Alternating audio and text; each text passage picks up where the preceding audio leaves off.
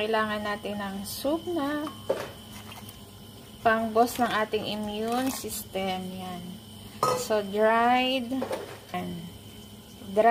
dates yung ating unang nilagay. Tapos yung ating fresh apple. At huli itong ating wolfberries. Ayan.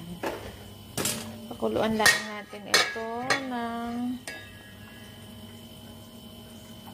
2 hours din or basta hanggang sa medyo magkalasa yung ating soup.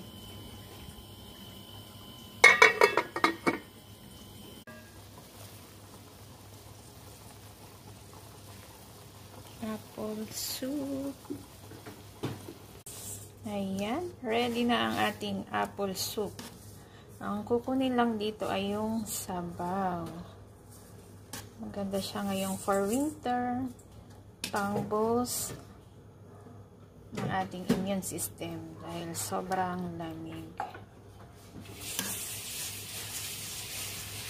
So, try nyo na rin apple soup.